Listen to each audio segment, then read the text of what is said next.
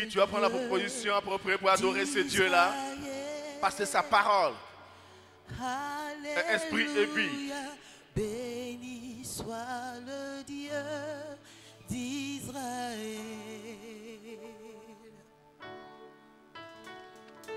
Béni soit le Dieu d'Israël. Alléluia. Béni soit le Dieu d'Israël. Béni, béni, béni soit le Dieu d'Israël. Alléluia, alléluia, béni soit le Dieu d'Israël. Béni, béni, béni soit le Dieu d'Israël.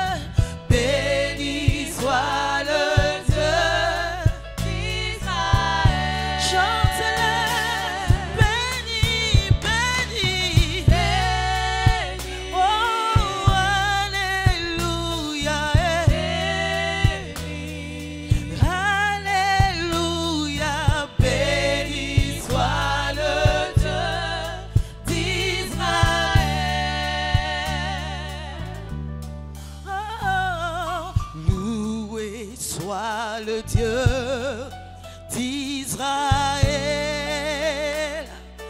Alléluia, loué soit le Dieu d'Israël. Est-ce qu'on peut le louer? Loué soit le Dieu d'Israël.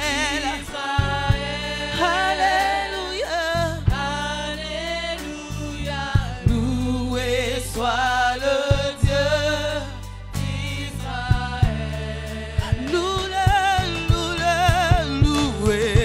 Loué soit le Dieu d'Israël. Alléluia, alléluia. Loué soit le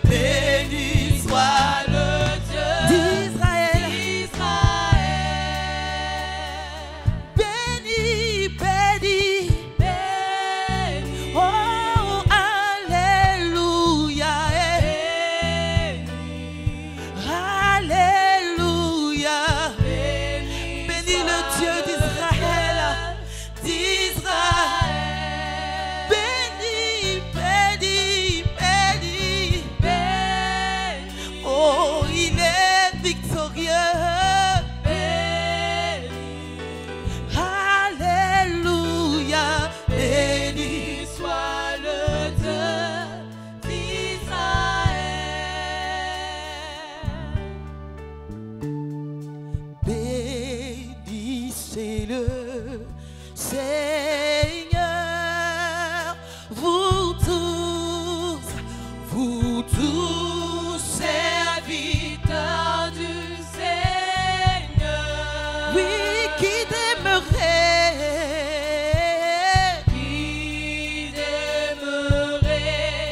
dans la maison de Dieu durant les heures de la nuit. Oh, bénissez le Seigneur, bénissez le Seigneur. Vous tous serviteurs du Seigneur, qui t'aimerait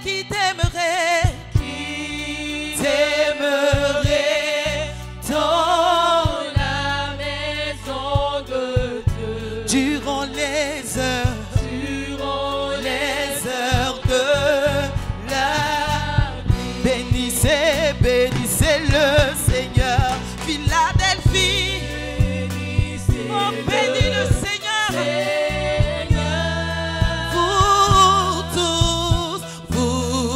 tous serviteurs du Seigneur, qui t'aimerait dans la maison de Dieu durant les heures de la nuit. Levez les mains, vers lui. Oh, alléluia. Bénissez notre Dieu. Oui, alléluia. Le Seigneur soit béni de Sion. Lui qui fit le ciel et la terre. Levez les mains vers lui.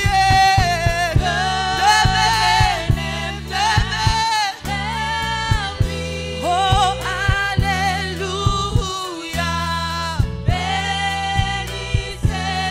Bénissez-le. Alléluia. Sois béni de Sion. Lui qui fit le ciel. Lui qui fit.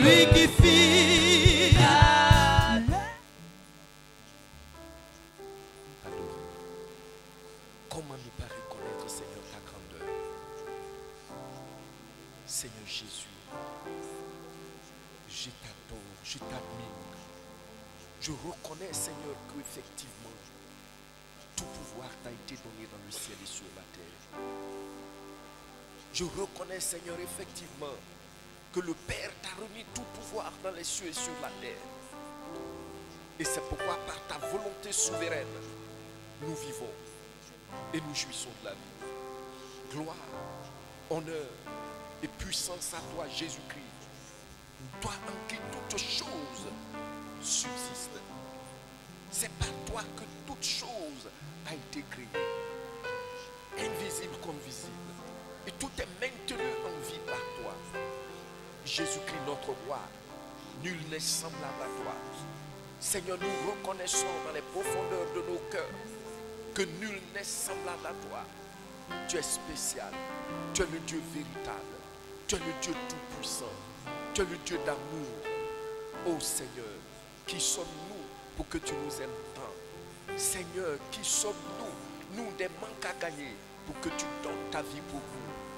Béni sois-tu, Éternel, pour cette œuvre glorieuse que tu as faite. Merci, Seigneur, de ce que par le Saint-Esprit tu nous rends conscients que nous sommes à toi. Tu es le Dieu tout-puissant, tu es le Dieu bienfaiteur, tu es le Dieu qui nous relève quand nous tombons, tu es le Dieu qui nous redresse quand nous sommes courbés, tu es le Dieu qui, ô Dieu, dissipe nos craintes, tu es le Dieu, Seigneur, qui donne la joie à nos cœurs, Tu es le Dieu, Seigneur, qui a fait que nous aussi, nous sommes rassurés dans ce monde, Seigneur, de terreur. Béni sois-tu, Seigneur Jésus-Christ. Béni sois-tu, Saint-Esprit. Béni sois-tu, Esprit du Dieu vivant, qui nous rend conscients que nous sommes connectés au Dieu véritable et que nous ne sommes pas des comédiens. Nous ne sommes pas venus, oui, pour, Seigneur, amuser la galerie. Seigneur Jésus, ton esprit nous donne d'être sûrs que nous sommes en contact avec toi, le Dieu véritable. Nous t'appartenons. Béni sois-tu pour le jour où, Seigneur, tu as résolu que nous soyons, ô Seigneur, dans ta bergerie. Béni sois-tu de ce que tu as gravé nos noms dans la paume de ta main. Par les clous, Seigneur, nous te bénissons et nous t'adorons. Tu es Dieu, nul n'est semblable à toi. Tu règnes, Jésus-Christ. Merci de ce que tu nous donnes encore en ce moment précis, de fixer nos regards sur toi, de te contempler, Seigneur, et de reconnaître que tu es réel, de reconnaître que tu es tout-puissant, de reconnaître que tu nous aimes, de reconnaître que tu prends soin de nous. Alléluia. Alléluia. Nul n'est semblable à toi. Jésus, le Dieu véritable, nous t'aimons, nous te contemplons. Alléluia. Alléluia.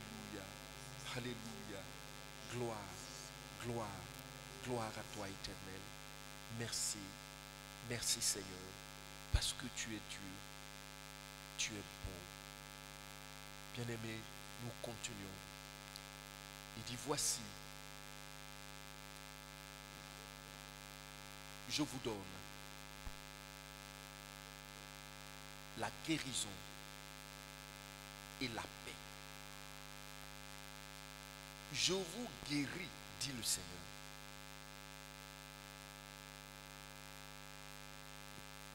Et nombreux sont ceux qui sont conscients que c'est parce qu'un jour ils ont rencontré Jésus-Christ qui est le Dieu véritable qu'ils sont encore en vie.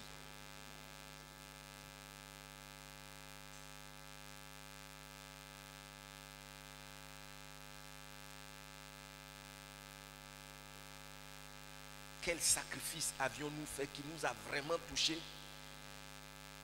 pour que Jésus-Christ prenne soin de nous? Pense à cette question. Que quel sacrifice est-ce que j'ai fait qui m'a vraiment touché? Quand je vois ma vie, je sais que j'ai fait un sacrifice. C'est à cause de ça que Jésus-Christ me prend en charge. Moi, ma réponse est que je n'ai fait aucun sacrifice.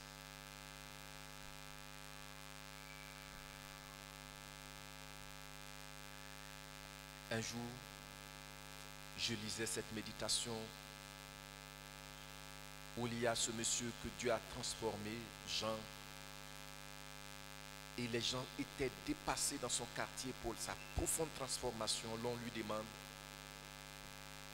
mais comment as-tu été ainsi transformé? Il dit, par l'amour de Jésus. Jésus m'aime. Et les gens lui demandent, mais pourquoi il t'aime? Il dit, pour rien. Et ce jour, j'ai compris encore une autre raison. Il nous aime pour rien. Parce qu'on n'a rien fait pour qu'il puisse nous aimer. Jésus-Christ, nous le confessons, que hormis toi, il n'y a point d'autre Dieu. Nous reconnaissons que tu es le Dieu véritable, le seul capable de donner la paix du cœur, le seul capable de donner l'espérance aux désespérés, le seul capable de communiquer la guérison au corps, le seul capable de restaurer notre situation sociale. Nous t'aimons, Seigneur. Béni sois-tu, dès maintenant et à jamais, dans nos vies, dans nos pensées, dans nos sentiments, dans notre volonté, dans nos corps, dans nos maisons et dans tout ce que nous faisons. Au nom de Jésus-Christ. Amen. Amen. Acclamons très fort le Seigneur.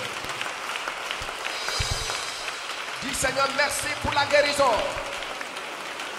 que tu m'as donnée. Merci Seigneur pour la guérison que tu m'as donnée.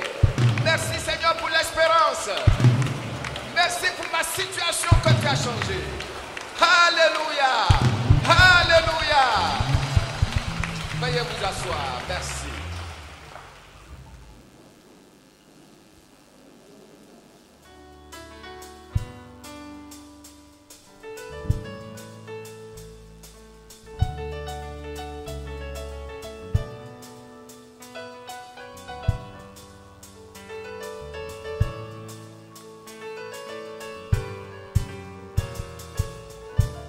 Je parlerai de ta bonté, de ta fidélité.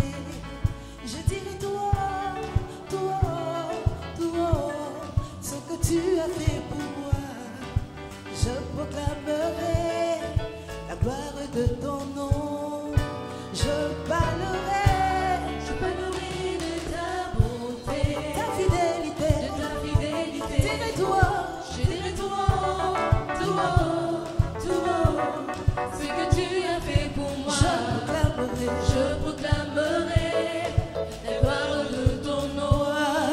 Je parlerai de ta bonté, de ta fidélité, de ta fidélité. Je dirai tout haut, tout haut, ce que tu as fait pour moi. Je proclamerai la gloire de ton nom. Tu m'avais dit de compter sur ta bonté. Je n'ai pas hésité. Et toi tu m'as montré ta fidélité. Mon Dieu, vraiment tu m'as étonné. Combien tes œuvres sont excellentes. Aussi grand que tu es, tes œuvres sont manifestes dans ma vie. Je dirai tout haut, tout haut, la gloire de ton nom. Et je parlerai de ta fidélité. Je dirai tout haut, tout haut, ce que tu as fait pour moi. Je proclamerai la gloire de ton nom. Oh Jésus, tu es bon. Oh Jésus, tu es bon. Jésus, tu es bon pour moi. Tu es bon. Oh Jésus, tu es bon. Oh Jésus, tu es bon. Dieu tout-puissant, tu es bon pour moi. Tu es bon. À qui te comparer? Tu es bon. Oh Jésus, tu es bon. Alpha, Oméga, tu es bon pour moi. Tu es bon. Oh, à qui te comparer? Tu es bon. Oh Jésus,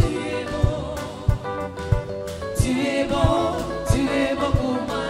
Oui, tu m'as donné la vie. Tu m'as donné l'espoir. Tu m'as donné la paix. Tu as guéri la maladie. Tu as restauré mes forces. Oh papa, moi je veux t'adorer. Moi je veux t'élever. Oh Jésus, moi je veux t'acclamer. Acclamer ton nom, acclamer. Oh Jésus, tu es bon pour moi. À qui te comparer? À qui te comparer? Mon soutien est.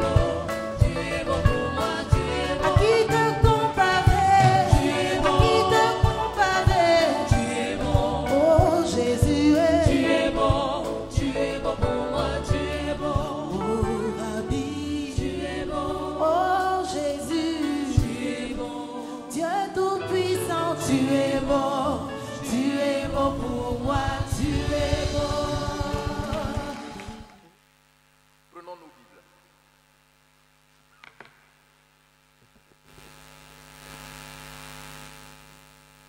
Ésaïe, chapitre 11. Ésaïe chapitre 11, du verset 1 au verset 11.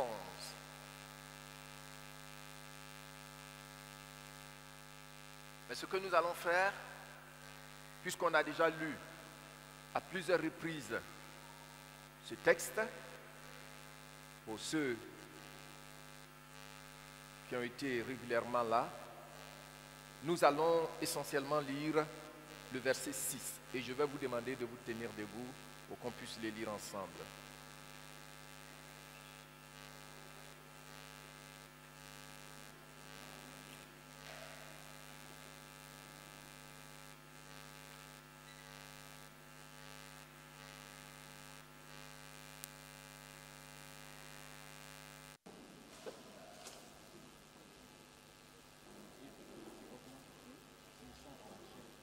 Ok.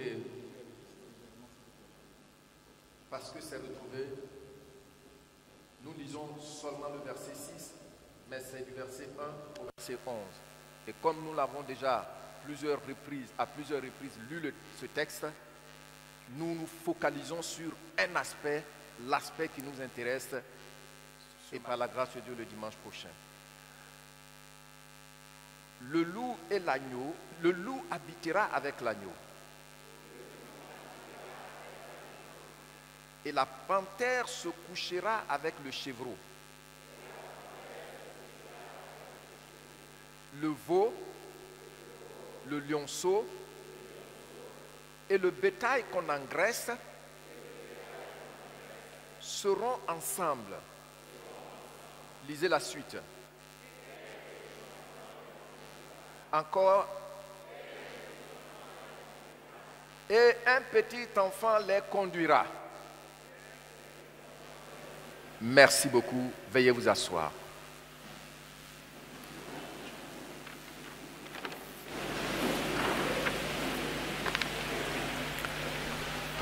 Vous vous souvenez de cette image que je vous ai présentée à la découverte de l'église. Nous avons vu le paysage de l'église et nous avons vu que c'est une nouvelle humanité. Vous vous souvenez? Et puis, on a vu que c'est une famille qui marche, qui fonctionne sur des relations sacrées. Je vous ai dit longuement ce que ça veut dire. Donc nous sommes une famille et nos relations sont des relations sacrées. Et qu'est-ce que ça veut dire? On a vu que ça veut dire que nos relations sont initiées par Dieu. Ce n'est pas donc des relations de club, n'est-ce pas? Ou bien d'ethnie, ou bien d'affinité professionnelle, non? Ou bien de race ou de couleur. Ce sont des relations initiées par Dieu. Et donc, on a vu que l'Église est ce que certains penseurs chrétiens appellent à juste titre la nouvelle humanité de Dieu. On voit comment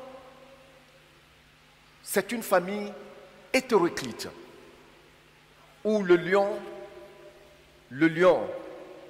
il est avec le bœuf, où on a vu la panthère avec le cabri, etc., etc. Et puis, dans la suite, nous avons vu que dans cette famille-là, il y a une psychologie, c'est-à-dire l'état d'esprit qui doit régner dans cette famille pour son fonctionnement. Et on a vu que cette famille-là a un état d'esprit qui lui est propre à l'intérieur de la famille, qu'on a appelé la psychologie de l'Église dans l'Église. Et on a vu que quand il s'agit des frères et sœurs, il ne doit pas avoir de peur entre nous. Hein? Créer une atmosphère de peur. Non, non, non, non, non, non. Et puis, nous avons vu la psychologie de l'Église face au monde.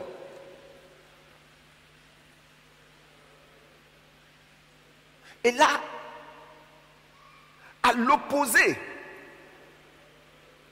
de l'état d'esprit qui doit prévaloir, qui doit gérer la vie des enfants de Dieu dans l'Église, c'est-à-dire l'amour, la confiance mutuelle, fraternelle, on voit que de l'autre côté, le Seigneur dit, n'ayez pas peur d'eux. Qui se souvient? Merci. Il dit, n'ayez pas peur d'eux. Parce que ceux-là, ils sont dangereux, ils tuent. Mais sachez qu'ils ont des limites. Et c'est ce qu'on a pris le temps de voir lors de notre dernier enseignement. Et je vous ai dit, donc, vous voyez quelquefois, ceux qui ne connaissent pas ces choses entrent dans l'église et ils cherchent à marcher sur tout le monde. Mais ce n'est pas comme ça le propriétaire de l'église a disposé des choses. Mais pour ceux qui sont dehors, qui ne sont pas dans cette famille-là,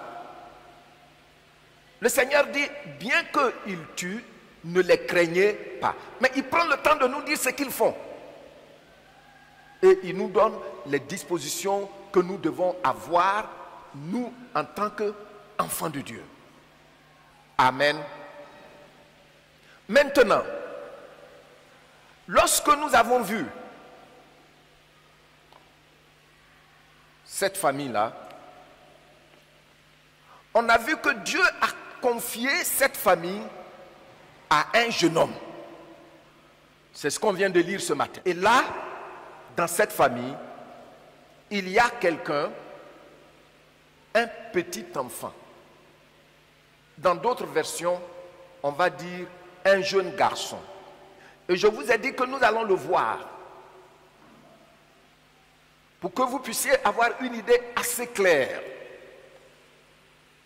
pour que ça puisse vous aider dans la maison du Seigneur et faire de vous aussi des sources de bénédiction partout où vous allez partir. Donc aujourd'hui, notre titre est le petit enfant. Vous mettez là-bas le petit enfant.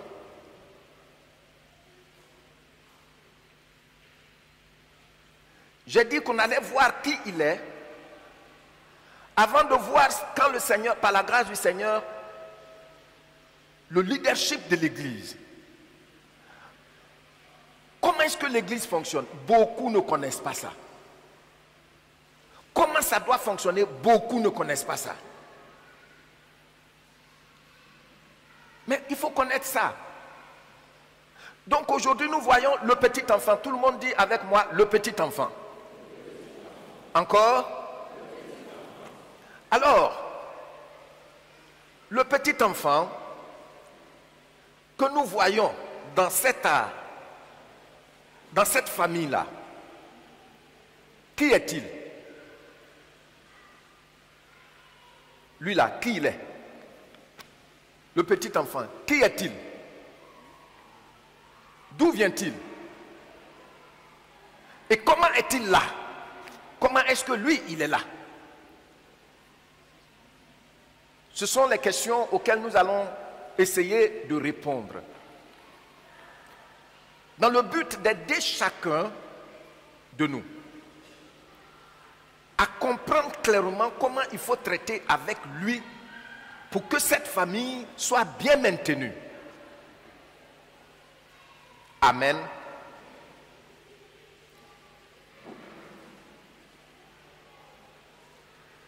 Son état d'esprit détermine l'état de l'atmosphère de cette famille. Alors, il faut que vous compreniez ça. J'aurai le temps d'en parler longuement pour que vous puissiez bien comprendre. Qui est-il? D'où vient-il? Que fait-il là?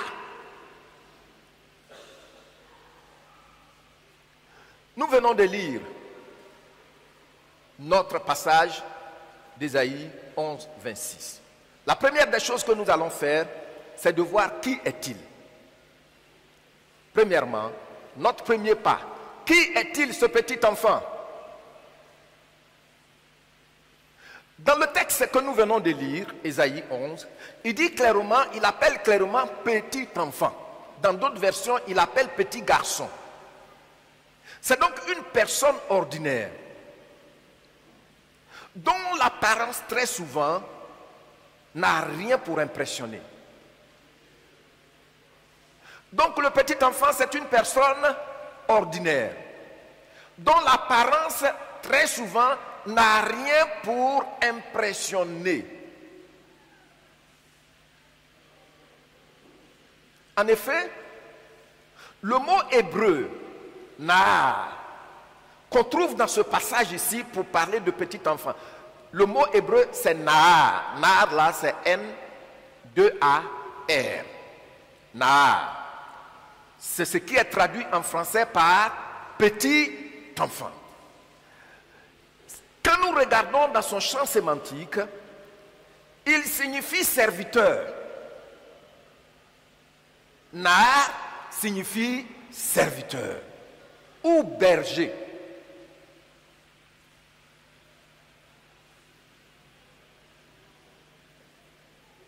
Serviteur ou berger. Lorsque nous regardons dans le Nouveau Testament, on voit que ce petit enfant-là, il est serviteur.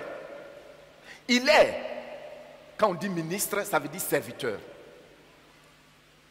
Il est ministre, donc même serviteur là, tantôt dans des passages, vous allez voir qu'on l'appelle ministre, qu'on l'appelle serviteur. Il est ambassadeur, représentant de celui qui a libéré son esprit sur toute cette famille-là. Il est ambassadeur, représentant du Dieu qu'on ne voit pas et qui a formé cette famille-là. Vous voyez, nous trouvons tout cela dans le Nouveau Testament. Donc,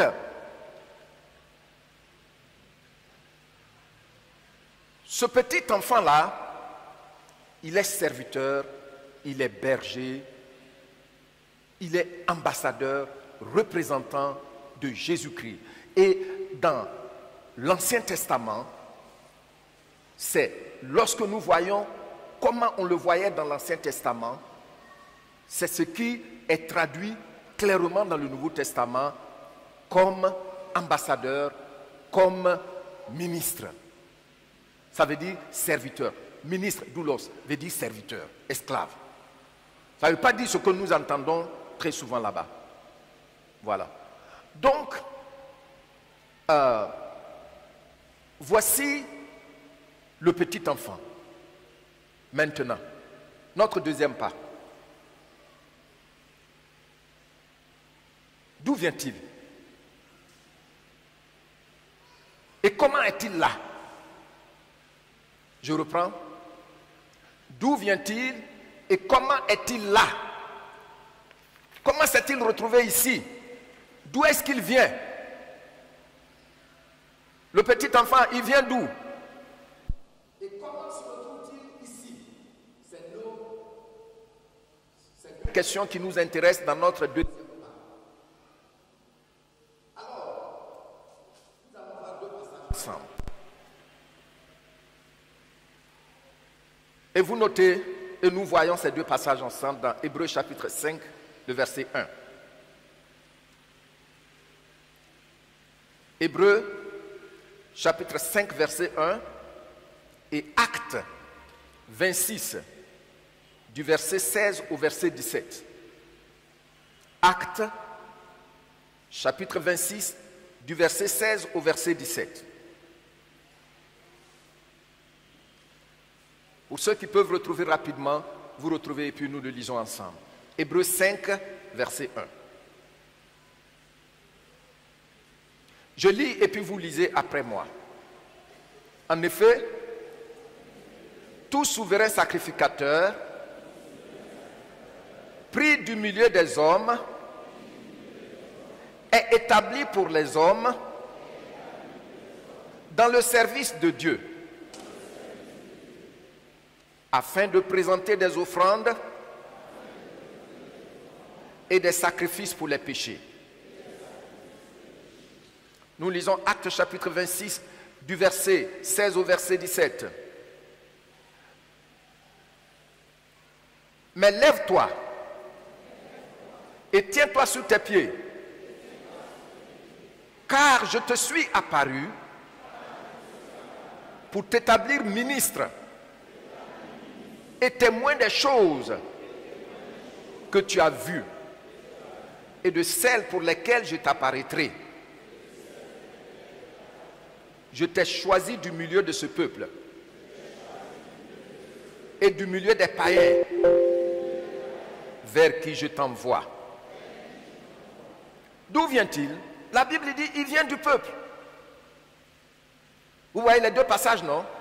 Il est pris du milieu du peuple. Ça veut dire quoi?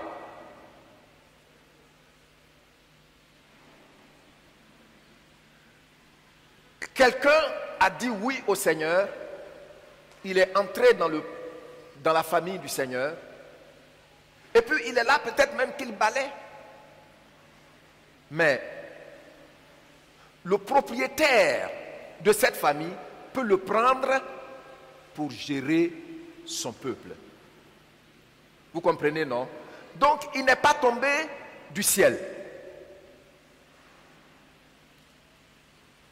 Mais il est pris du milieu des hommes, du milieu du peuple. C'est ce que le premier passage nous dit. Hébreux chapitre 5, verset 1. Donc le serviteur dans la maison de Dieu là, il est pris de la maison de Dieu, du milieu de ses frères et du milieu de ses sœurs. Le deuxième passage qu'on a lu dans Actes 26, il s'agit de l'apôtre Paul. Le Seigneur lui apparaît. Et là, il est en train de rendre son témoignage à Agrippa, au roi Agrippa. Comment il est devenu serviteur de Jésus-Christ. Il dit, le Seigneur lui est apparu sur la route de Damas. Et puis, qu'est-ce que le Seigneur fait? Paul est terrassé, il se relève. Le Seigneur dit, lève-toi, lui dit, lève-toi. Et il lui dit, pourquoi il lui est apparu? Regardez le verset 16. Pourquoi il lui est apparu? Il dit, je te suis apparu pour faire quoi? Pour t'établir ministre et témoin des choses que tu as vues. Regardez le verset 17. Qu'est-ce qu'il dit? Où? Du milieu du peuple. Du milieu du peuple, tenez-vous bien, les enfants de l'école du dimanche. Il y en a que le Seigneur va choisir demain, pendant que plusieurs d'entre vous ici sont très avancés en âge. Il ne faut pas dire qu'il était hier là à l'école du dimanche, mais lui qui courait partout ici, c'est lui qui va être mon pasteur.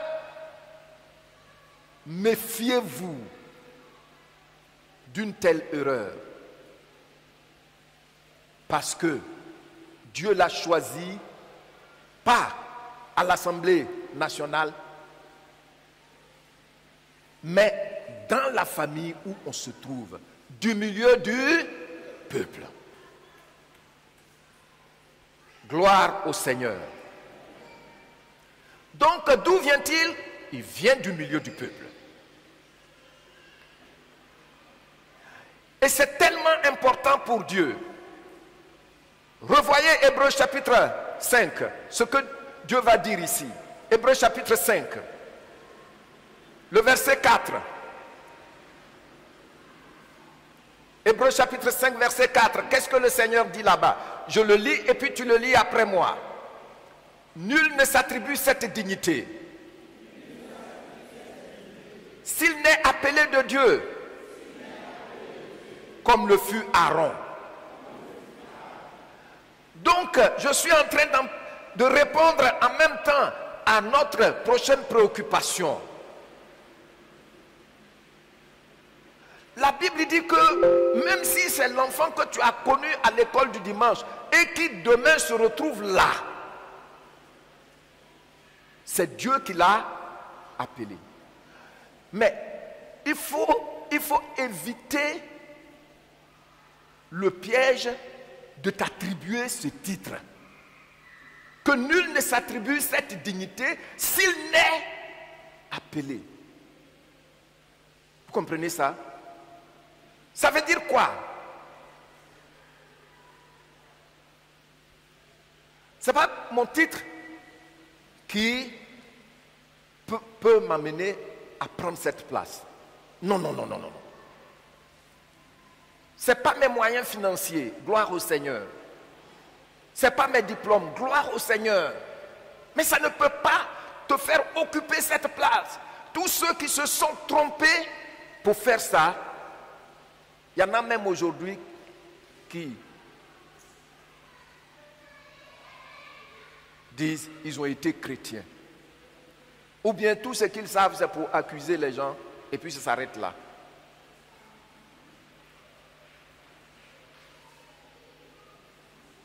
On m'a parlé d'une assemblée où, ici à Abidjan, où un des anciens diacres, il était diacre pendant que le pasteur était dans la jeunesse, il était étudiant. Et plus tard, le Seigneur l'a appelé. Et puis après, quand il a fini sa formation, il gérait une autre assemblée. Et déçu d'une certaine situation, l'Église lui a fait appel. Mais quand il est venu, le premier diacre, il ne le laisse pas respirer. Hein. Et vous savez ce qui lui est arrivé? C'était dramatique. Je ne peux pas vous dire ça. Je ne vais pas vous dire ça. Alors, il y en a qui pensent que ce n'est pas sa place. Et tu finis par dire, moi je vais faire culte chez moi à la maison maintenant. Pendant combien de temps? Il y en a qui font culte avec télévision. Et cette télévision peut remplacer la communion. La télévision peut remplacer ça. Il y en a même, ils sont tellement fâchés qu'ils amènent leur dîme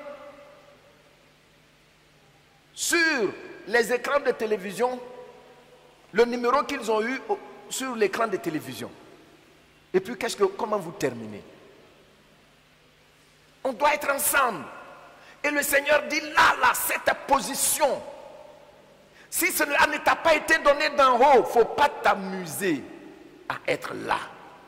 Quel que soit tous les privilèges que Dieu t'a donnés, quelle que soit la longévité que Dieu t'a accordée. Est-ce que vous me suivez? Qui me suit? Merci. C'est important que vous connaissiez ce petit enfant pour aller au-delà d'une simple personne que vous regardez, que vous côtoyez chaque fois. Comment est-il là? Comment est-il là? Je crois que la question a été déjà répondue, mais c'est nécessaire que je revienne là-dessus. Comment est-il là? Tout le monde dit avec moi, comment est-il là? Merci. A-t-il été voté ou nommé par un homme? Est-ce que c'est un comité qui s'est retrouvé pour le voter? Comment est-il là?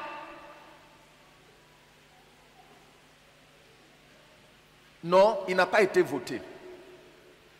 A-t-il déposé des dossiers pour se soumettre à un examen avant d'être là? Non. Comment donc est-il là? Il est bien plutôt le choix souverain de la volonté divine. Je reprends et tu dis avec moi. Il est bien plutôt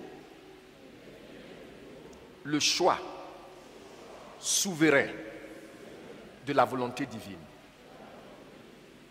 C'est Dieu qui l'a appelé. Il est là par vocation. Quand ce petit enfant n'est pas là par vocation, c'est le mercenariat, selon Jean chapitre 10. Il y a des mercenaires, c'est-à-dire ils veulent du pain. Sinon, originellement, il est là par vocation divine. Pour preuve, quand je venais ici pour diriger l'église là, l'église ne me donnait pas de salaire, cette assemblée. Parce que on n'était pas,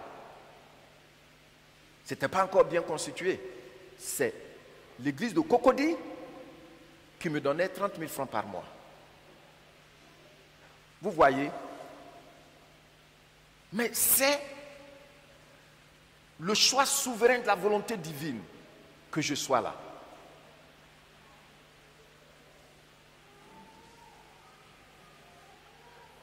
La plus grande communauté de l'Europe actuellement, c'est un noir qui la dirige. Et vous n'allez pas trouver 5% de noirs dedans. Il s'agit de l'église de Sandé Adelaja. Ils ne valent même pas 5%, pourtant 25 000 membres. Il n'y a même pas 5% de noirs dedans. Lorsque vous lisez certains de ces livres, on a lu un de ces livres ici et on a vu, les gens, quand il a commencé, les gens ont dit, mais toi un noir, tu ne peux pas réussir ici. On a lu ça ici ensemble. Mais parce qu'il est le choix souverain de la volonté divine, Dieu a fait le contraire de ce que les gens disaient. Et les gens l'ont tellement haï au point où ils ont voulu l'assassiner. En plein culte, le Saint-Esprit a dit, il y a quelqu'un ici qui veut tuer mon serviteur, mais tu as échoué. Il est sorti avec son fusil et il est parti. Donc, regardez ces gens-là. Beaucoup de coups ont été montés contre lui.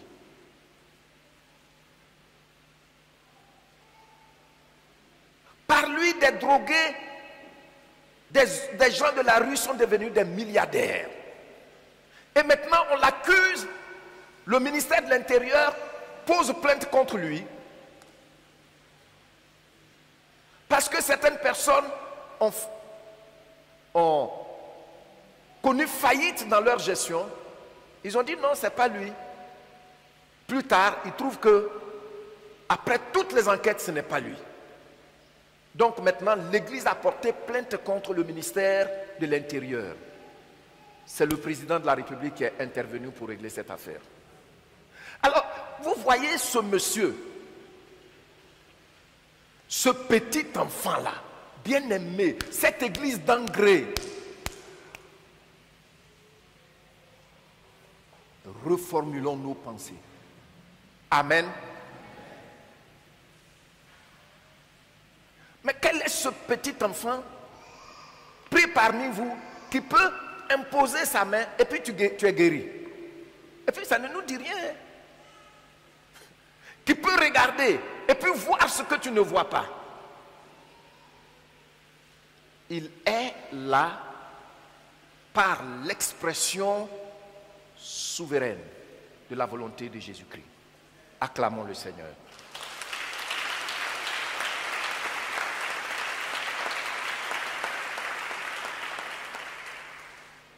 Il n'a pas été voté. C'est Dieu lui-même, le propriétaire de cette famille, qui l'a choisi, malgré ses insuffisances. Et heureusement, il a beaucoup d'insuffisances. Question de dire, ce n'est pas par lui-même qu'il est là. Il a beaucoup d'insuffisances. Je vous dis, et non seulement il a beaucoup d'insuffisances, mais aussi c'est quelqu'un, quand Dieu l'a choisi là, il a trop discuté avec Dieu. avant d'accepter. Vous comprenez ce que j'ai dit, non?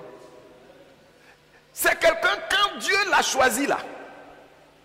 Oh, si on vous montre comment votre pasteur a discuté avec le Seigneur. Il a trop discuté avec Dieu. Mais Dieu, dans son amour, sait toujours ce qu'il faut lui dire pour le convaincre, pour le tranquilliser. Donc, il est là par vocation.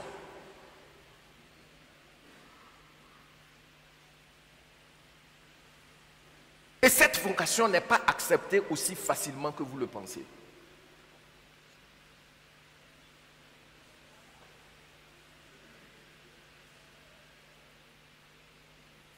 C'est très facile de mal parler de ces gens. C'est très facile de les critiquer dans les messages. Pourquoi il a dit ça même? Pourquoi il n'a pas dit ça? Il n'est... Hein, mes frères, je vais vous montrer quelque chose tout à l'heure. Regardez la vocation de Moïse. Dieu appelle Moïse. Dans Exode chapitre 3, tout le chapitre 3 et puis le chapitre 4 du verset 1 au verset 17. Mais je vais vous lire, dans le chapitre 3, je vais vous lire seulement le verset 9, du verset 9 au verset 12. Il dit ceci, et tu vas le lire après moi. Voici, les cris d'Israël sont venus jusqu'à moi. Et j'ai vu l'oppression que leur font souffrir les Égyptiens. Le verset 10, il dit, maintenant, va, maintenant, va, je t'enverrai auprès de Pharaon. Et tu feras sortir d'Égypte mon peuple, les enfants d'Israël. Regardez ce que Moïse va dire au verset 11. Qu'est-ce qu'il va dire? Moïse dit à Dieu. Vous dites après moi, Moïse dit à Dieu, qui suis-je pour aller vers Pharaon? Ouais. La contestation a commencé. Qui suis-je moi pour aller vers Pharaon? Mais qui suis-je moi pour que tu m'envoies? Et quand vous lisez dans la suite, vous allez voir, Dieu s'est mis à lui parler. Je ne sais pas parler. Moi, je bégayais. Et puis, ce n'est pas tout. Dans son fort intérieur, c'est un criminel qui s'est échappé. Le diable est en train de lui dire, tu es criminel. Tu es un meurtrier. Appel d'Ésaïe. Lorsque nous lisons Ésaïe, nous voyons au chapitre 6, c'est là que se trouve sa vocation. Ésaïe, chapitre 6, du verset 1 au verset 9. La Bible dit que Dieu, il appelle Ésaïe. Et pour lui, comment ça se passe? C'est vrai, c'est aussi par vision. Mais il voit Dieu dans toute sa sainteté, sa beauté. Et le monsieur a senti sa misère. Il a vu combien de fois il était sale. Et puis il a commencé maintenant à dire, malheur à moi parce que j'ai vu le Saint des Saints. Et Dieu vient par un ange, il touche ses lèvres, il le sanctifie. Et puis il lui dit, qui enverrai-je? Et il a dit, mais voici, envoie-moi. Lui, par exemple, il était dans les arcanes du palais. Mais il est sorti, il est parti. Moïse menait tranquillement sa vie avec sa famille, sa petite famille. Mais voici, il est appelé. Et nous voyons le cas de Jérémie. Vocation. Jérémie chapitre 1, du verset 1 au verset 10. La Bible dit, la parole de l'Éternel fut adressée en ces mots, lui fut adressé en ces mots. Avant que je ne t'eusse formé dans le sein de ta maman, de ta mère, je te connaissais. Avant que tu fusses sorti de son sein, je t'avais consacré. Je t'avais établi comme prophète. Soulignez bien le mot établi. Regardez le verset 6. Qu'est-ce qu'il va dire? Qu'est-ce qu'il va dire au verset 6? Je répondis, ah Seigneur éternel, me voici, je ne sais point parler, car je suis un enfant. Voyez-vous, comment on parle souvent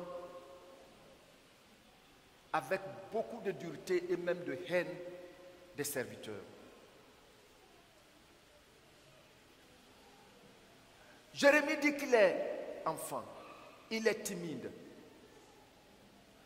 Et plusieurs commentateurs s'accordent pour dire qu'il avait moins de 20 ans quand Dieu l'a appelé. Vous voyez?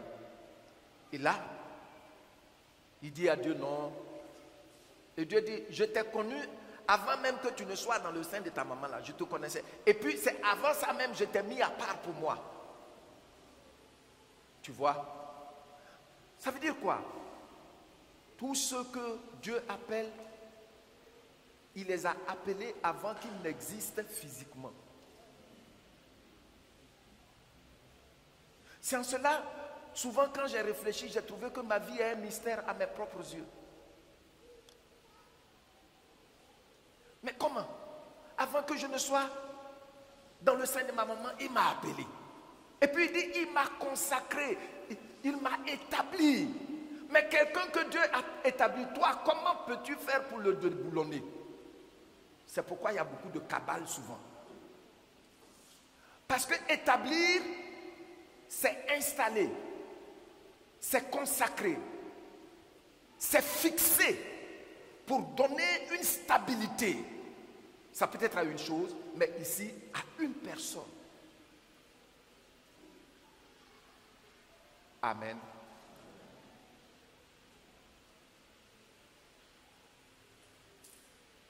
Un jour, quelqu'un m'a vu. Il y a eu une certaine situation.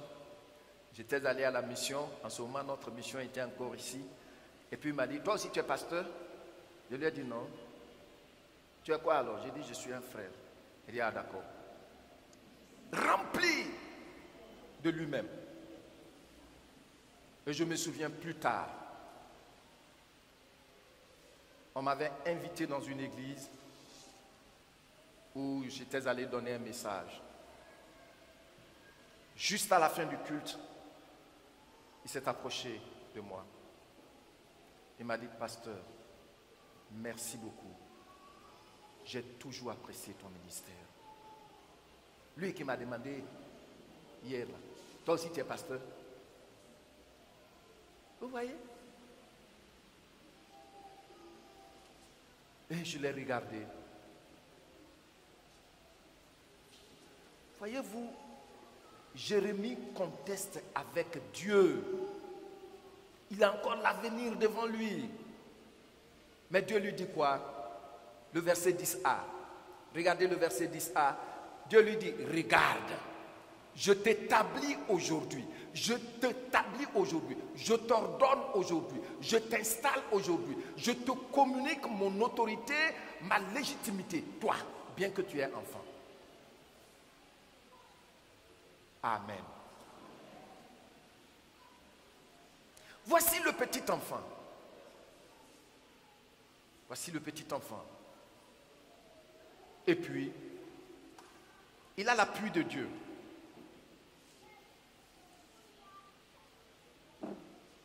Aujourd'hui,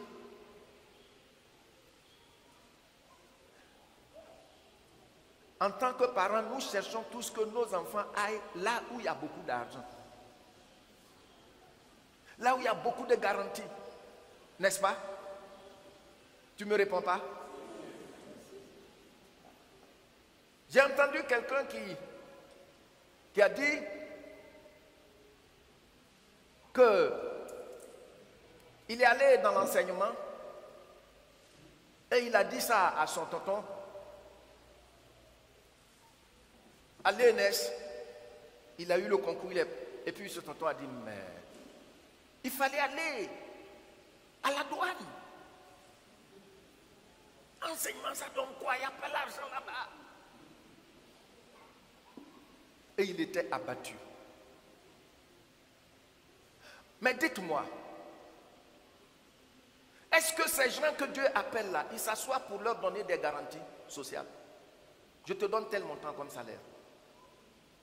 Mais bon sang, comment des gens qui sont aussi lucides comme le peuple peuvent-ils accepter quand on dit pas, il ne te dit pas, non, je vais te donner tel montant comme salaire, je vais te donner ceci, je vais te donner cela, voici tes privilèges. Mais pourtant ces gens-là s'engagent. C'est pourquoi il faut faire très attention. Si tu ne peux pas l'encourager, mets un cadenas sur ta bouche. Si tu ne peux pas l'encourager, mets un cadenas sur ta bouche. Moi, je dormais dans le lieu de culte. Vous vous rendez compte? Je vous dirai, j'en ai parlé en 2020. 2020, je l'ai dit. 2021, je l'ai dit encore. D'habitude, dans mon ministère, je parle de la grâce de Dieu, d'où le Seigneur m'a attiré, officiellement sur la chair. Mais c'est à dessein que j'en parle. Avant tes dîmes et tes offrandes, ils vivaient dans la villa. Moi-même, j'étais dans la villa. Gloire au Seigneur. Tu vois, le Seigneur, il a eu un grand entretien avec Jérémie avant que celui-ci n'accepte son appel. Il n'était pas venu parce qu'il voulait prophétiser, il voulait être prophète. Non, non, non, non, non. Le Seigneur maintenant appelle les 12 apôtres. Nous savons comment ça se passe dans les évangiles. Il y en a qui étaient des chefs d'entreprise de pêche comme Pierre. Il avait une entreprise de pêche. Nous voyons ça à la pêche miraculeuse.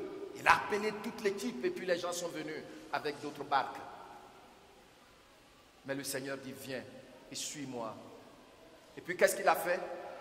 Il a laissé tout ça. Mais après même, il a demandé à Jésus, mais dis-moi, comme il était plus âgé que Jésus, ça fait que, c'est pourquoi dans l'équipe là, il est un Africain, il parlait très vite. Il dit, mais il faut me dire, toi-même, nous on a tout quitté pour venir dessus là. Qu'est-ce qu'on va avoir ici même? Ciel là, c'est trop loin ça. Et le Seigneur lui dit, bon, écoute, sois tranquille. Avec moi, on ne sort jamais perdant. Alléluia. Vous voyez?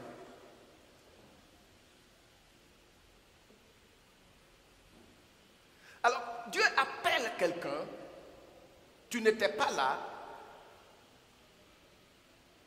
il n'a pas demandé des garanties de toi, et puis c'est toi qui dis ce que tu veux de lui. Que Dieu pardonne à chacun de nous pour de telles fautes. Est-ce que tu peux dire Amen?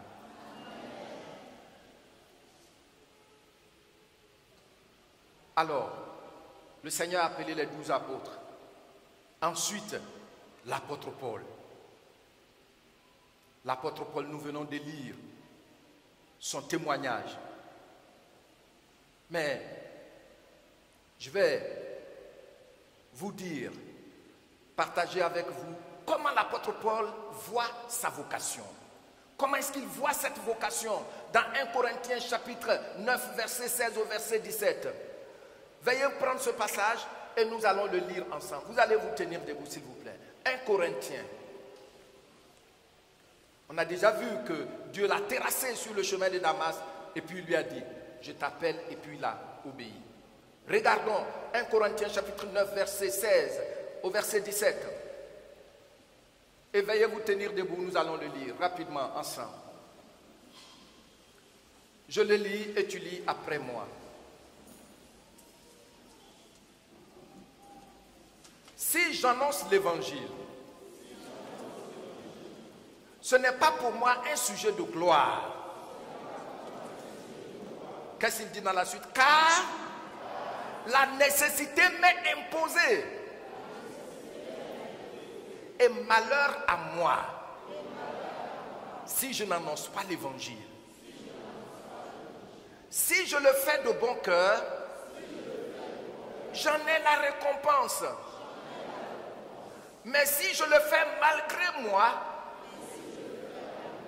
c'est une charge qui m'est confiée. Merci beaucoup. Veuillez vous asseoir. Donc, est-ce que ceux qui sont en haut, vous suivez? Merci. L'apôtre Paul dit, quand vous voyez quelqu'un, ce petit enfant-là, c'est une charge qui lui a été imposée. Oui, Moïse, le monsieur ne pensait pas retourner un jour en Égypte. Un criminel comme ça. Mais la charge lui a été imposée. Ésaïe qui était dans le palais déjà. Mais il va aller chercher quoi? En donnant prophétie, tout ça là. Mais c'est une charge qui lui a été imposée. Jérémie, un enfant frêle, timide. Mais la charge lui a été imposée. Les apôtres.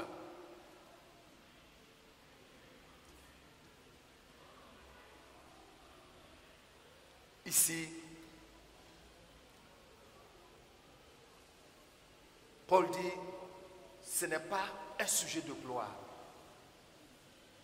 si j'annonce l'évangile. Et vous comprenez? C'est une charge, c'est tellement lourd. Je vous ai dit, je n'aime pas qu'on m'appelle révérend. Il ne faut pas m'appeler révérend. Le fardeau est trop lourd pour moi par rapport à où il m'a pris.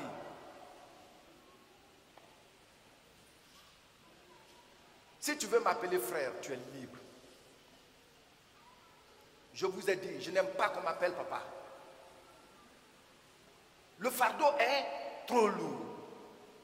Mais le fond du ministère est qu'il joue le rôle de père auprès de beaucoup de gens.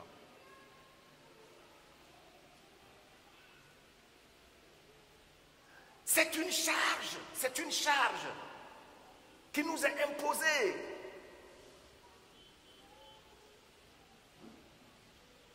La charge, c'est quoi? Le mot charge, le mot grec qui est traduit par charge en français, ne dit pas automatiquement fardeau, bagage. Mais se dit oikonomia. Ça veut dire un économe, un gérant, quelqu'un à qui on confie la gestion d'un groupe. Donc quand il dit c'est une charge qui m'est imposée, gérer un groupe, cela lui a été imposé de façon divine. Amen. Oui, mais bien aimé, ce n'est pas un sujet de gloire. Ce n'est pas pour venir porter, j'ai envie de porter les vestes, ils vont me voir. Non, ce n'est pas ça.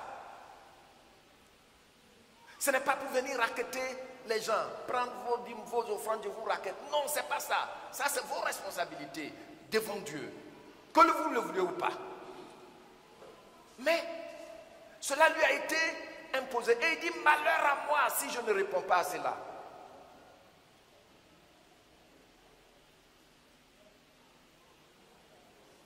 Ce que le Seigneur cherche, c'est qu'il t'a choisi et que tu acceptes.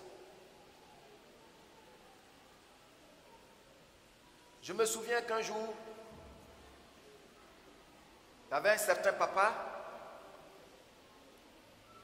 son épouse était dans notre assemblée, je partais, je visitais beaucoup mes membres, et puis il m'a invité plusieurs fois pour aller partager un repas, et puis j'ai refusé. Mais vous savez que nous recevons aussi des instructions. Ça, je ne vais pas m'étendre là-dessus parce que ça sera trop long. Tous ceux que Dieu appelle, que vous voyez là, ils ont des instructions personnelles de Dieu. Et il y a des choses que vous lisez depuis 20 ans dans la Bible, vous ne pouvez jamais comprendre ça. Mais quand Dieu appelle même ton enfant, il va comprendre.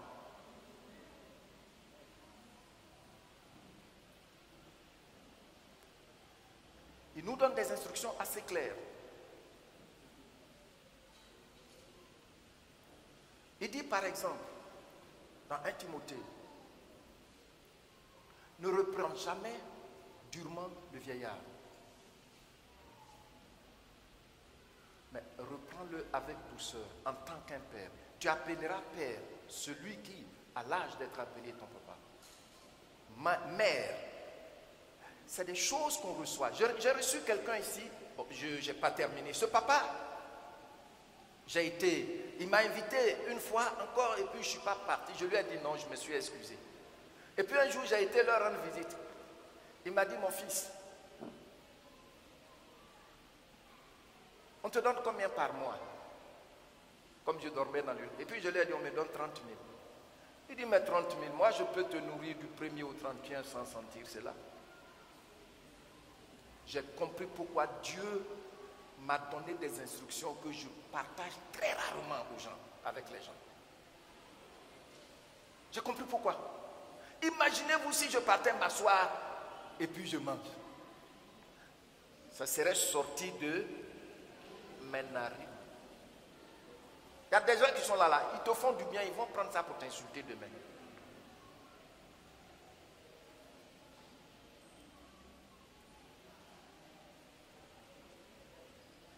Donc, c'est une charge avec ces instructions intimes que s'il ne le vous dit pas, vous ne pouvez pas savoir.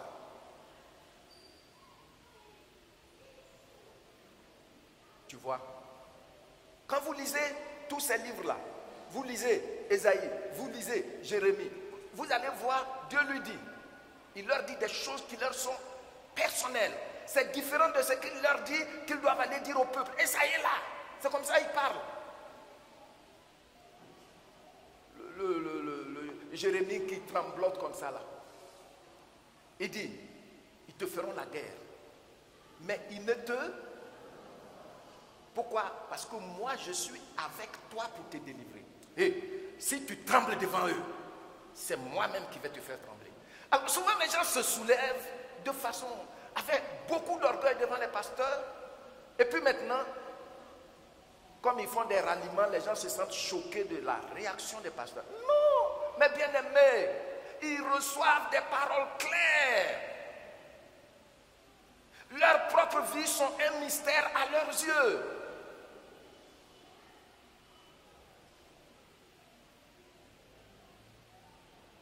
Considérez bien ce que je suis en train de vous dire.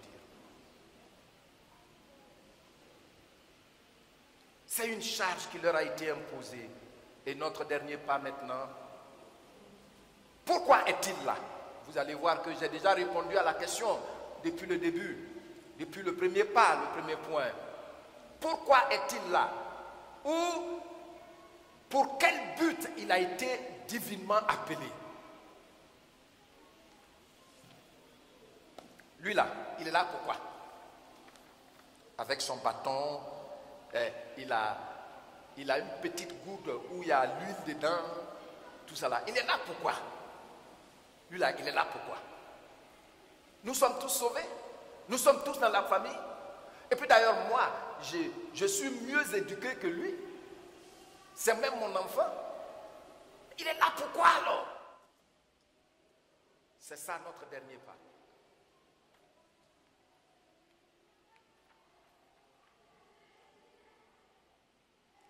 Nous revoyons notre passage.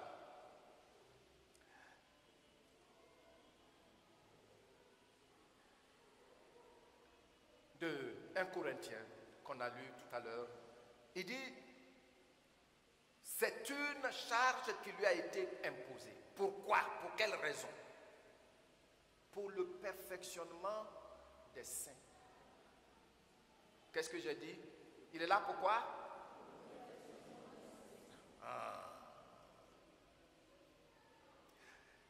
Il travaille pour le perfectionnement des membres de la famille sur lesquels et sur laquelle Dieu l'a établi. Perfectionnement, ça veut dire quoi? Tout ce qu'il doit faire, c'est pour que vous deveniez parfait, vous ressembliez davantage à Jésus-Christ. Vous soyez rassurés de qui vous êtes en Jésus-Christ, que vous n'êtes pas des plaisantins. C'est son travail qui vous emmène à cela. Éphésiens, chapitre 4, du verset 11 au verset 12. Je reprends Éphésiens, chapitre 4, du verset 11 au verset 12, nous dit qu'il est là pour le perfectionnement des saints. Et il a donné les uns comme apôtres, les autres comme prophètes, les autres comme évangélistes, les autres comme pasteurs et docteurs. Si vous voyez que généralement dans notre église primitive, les gens appelaient les... c'est parce que c'est eux qui expliquent pour que les gens puissent facilement comprendre pour tendre vers Christ. Donc, il est là pour que tu puisses grandir et ressembler davantage à Jésus-Christ. Il est là, il le fait comment? Par ce qu'il est et par ce qu'il enseigne.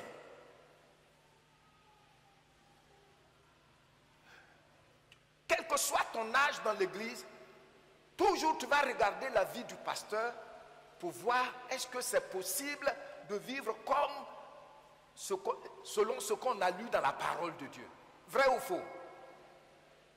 Tu ne me réponds pas. Vrai.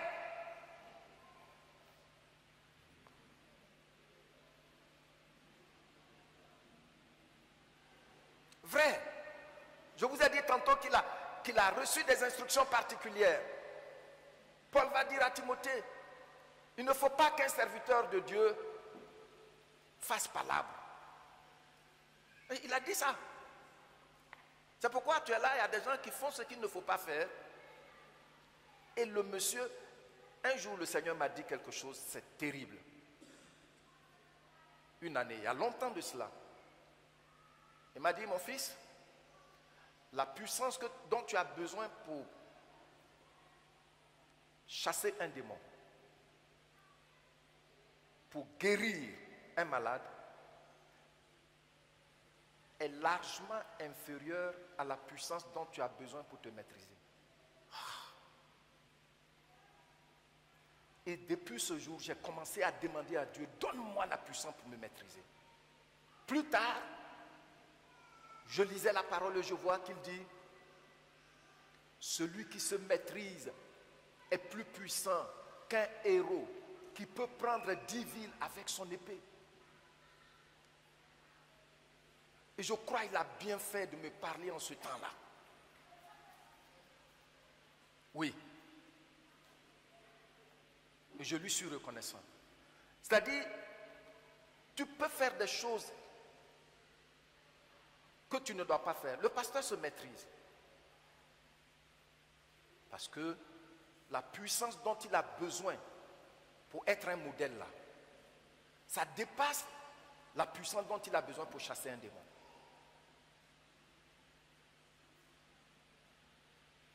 Démon qu'on ne voit pas là. Il parle et puis le démon se manifeste, il s'en va là. Aidez-les, aimez-les. Je vous ai dit ici, s'il y a quelque chose que vous ne comprenez pas, venez me demander. Venez me demander.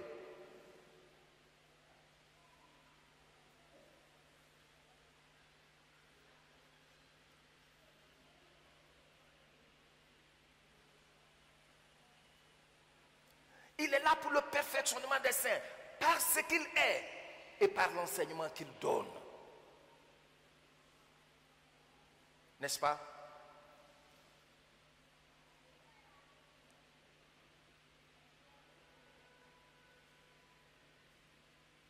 Mais bien aimé, c'est lui qui par les enseignements, nous lisons les Écritures, nous savons lire même en grec et en hébreu.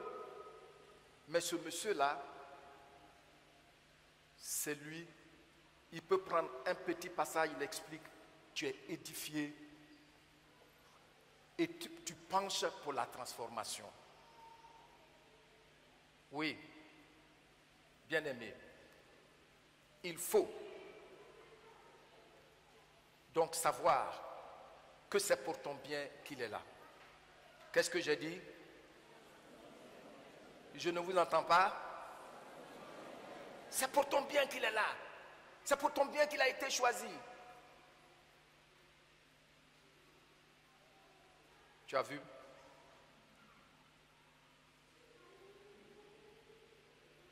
Parce qu'il fait, parce qu'il enseigne.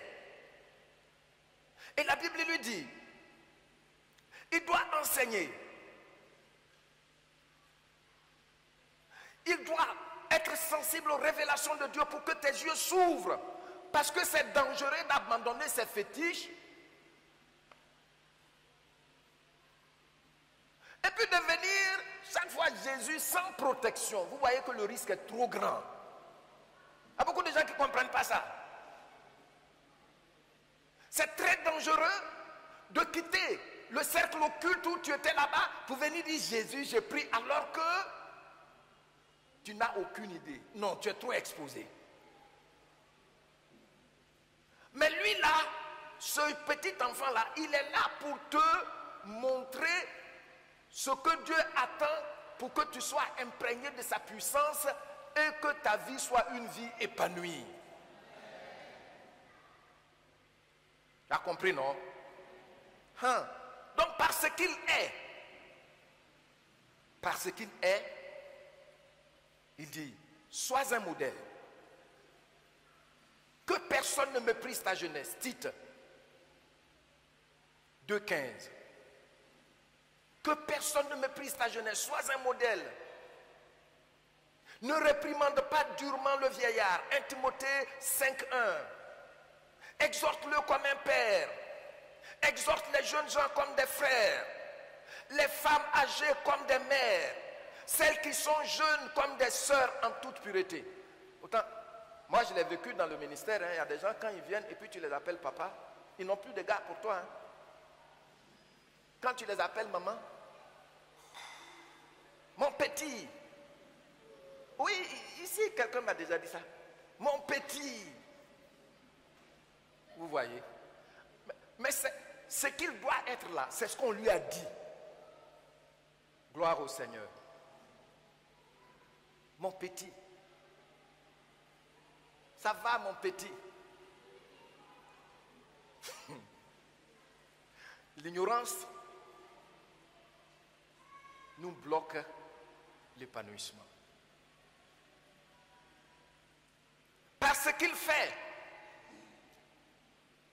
non seulement il enseigne, mais regardez, 1 Timothée chapitre 5, du verset 20 au verset 21.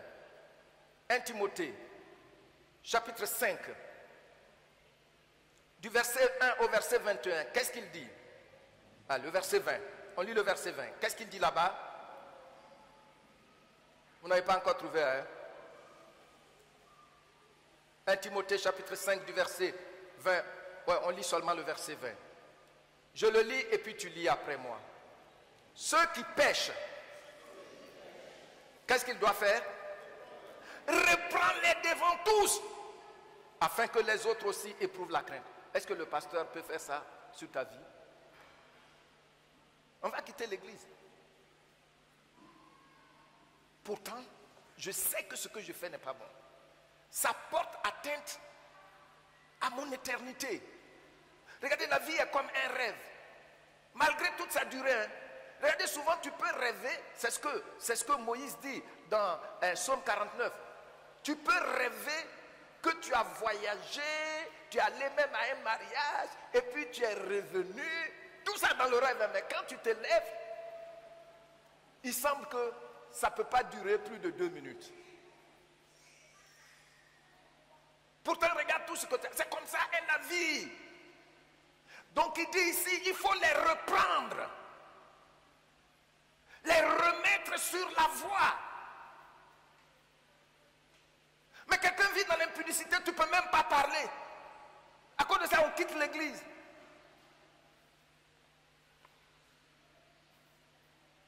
Quelqu'un parle mal, quelqu'un ment, on ne peut rien dire. On dit, il est trop dur. Pourtant, ça est là. Ou bien ça n'y est pas. Ceux qui pêchent, reprends-les devant tous. Il m'a humilié. Mais bien aimé, voici ce qu'il est là pour faire. Pourquoi est-il là? Pour le perfectionnement des saints.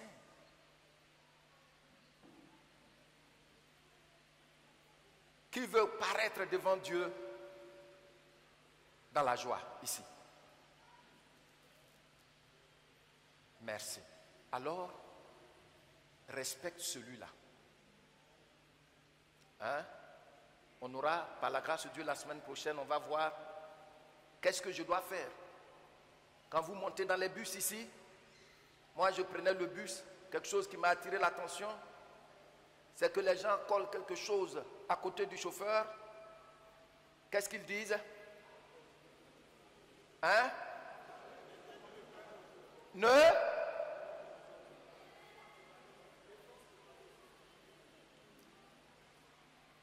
Défense de parler au chauffeur. En fait, ils sont en train de dire, ne faites pas d'histoire au chauffeur. Ça fait que quand tout le monde monte dans le bus, qu'est-ce qu'ils font? Chacun est à sa place. Mais dans l'église, le chauffeur là, je vais le frapper. Maintenant, tu te retrouves dans un ravin. Regardez comment les rebelles quittent les églises. Faisons très attention. Dieu a fait cette disposition, pas seulement par sagesse, mais aussi par amour pour nous. Amen. Amen. Allez-y. Dans certains corps, si vous trouvez même votre propre fils là, est-ce qu'il va vous appeler papa là-bas? Il va vous appeler papa là-bas. Allez-y à la police, allez-y dans l'armée. Est-ce que votre fils qui est gradé là, il va vous appeler papa ou bien maman là-bas? Mais regardez ce qui se passe dans cette nouvelle humanité là. C'est des choses qui n'ont pas de sens là où on parle d'autorité dans le monde. Et c'est ça qui est le piège à beaucoup de gens.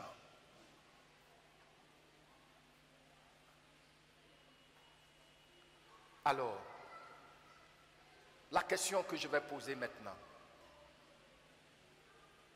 face à cette lourde charge,